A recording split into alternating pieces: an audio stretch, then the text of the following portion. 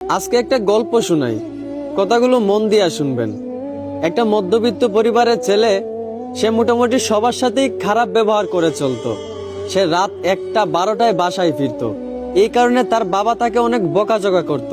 আর ছেলেটাও তার বাবার সাথে তর্কে জড়ায় যাইতো। ছেলেটা যখন বন্ধুদের সাথে বাইরে আড্ডা দিত, তখন তার একটা বন্ধুর সাথে সে অনেক খারাপ ব্যবহার করত। ওই বন্ধুটাকে সে পাত্তাই দিত না। এইভাবে সবার সাথেই সে খারাপ ব্যবহার করে চলতো।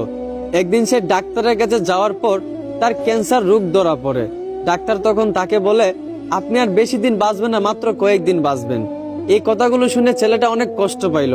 প্রতিদিনের মতোই সে রাত 12টার সময় বাসায় ফিরল। এইটা দেখা তার বাবা প্রতিদিনের মতোই তাকে বকাঝকা করতে লাগলো। কিন্তু অবাক করা বিষয়, প্রতিদিনের মতোই ছেলে তার বাবার সাথে তর্কে না জড়াইয়া তার বাবার গালিগুলা মন ভরে শুনতে লাগলো। আর মনে মনে ভাবতে লাগলো, হয়তো এই বাবার গালিগুলো আর কয়েকদিন পর শুনতে পাবো না।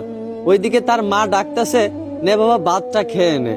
অন্যদিন হলে সে তার মায়ের হাতে ভাতটা এত সহজে খাইতো না।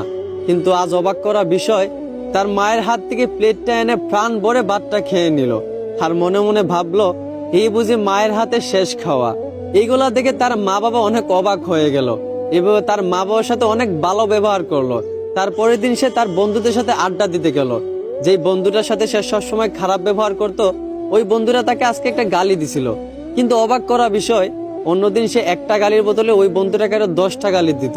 কিন্তু আজ অবাক করা বিষয়, ওই বন্ধুটা গালি দেওয়ার পর সে বন্ধুটাকে জড়িয়ে ধরে কাঁদতে লাগলো আর বলল, ভালো থাকিস রে দোস্ত। এইগুলা থেকে তার সকল বন্ধুরাও অবাক হয়ে গেল। যেই বন্ধুটা কখনো খারাপ ব্যবহার না করে থাকতে পারতো না, সেই বন্ধুটা সবার সাথে হাসি মুখে ভালো ব্যবহার করতেছে। সবাই অনেকটা অবাক হয়ে গেল।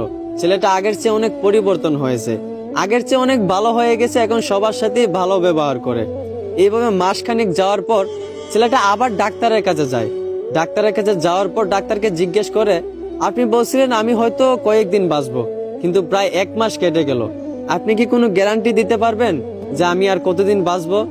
এইটা শুনে ডাক্তার ছেলেটাকে বলতে লাগলো, দেখেন একটা কথা শুনেন, আমি ওই দিন যে আপনাকে বলছিলাম আপনি মাত্র কয়েকদিন বাঁচবেন, এই কথাটা আপনাকে আমি মিথ্যা বলছিলাম। আর মিথ্যা বলার কারণ আপনাকে পরিবর্তন করা। আপনি আগে সবার সাথেই খারাপ ব্যবহার করতেন। আপনার বাবা যদি আপনাকে বকাঝকা করত, আপনার বাবার সাথেও আপনি তর্কে জড়াই যাইতেন। কিন্তু আপনি যখন জানতে পারলেন আপনি আর মাত্র কয়েকদিন বাঁচবেন, আপনার মরণের কোনো গ্যারান্টি নাই, তখন আপনি সবার সাথে ভালো ব্যবহার করতে লাগলেন। এই বন্ধুটাকে আপনি গালি ছাড়া দিতেন না, সেই বন্ধুটাকেও আজকে আপনি ভালোবাসা দিলেন।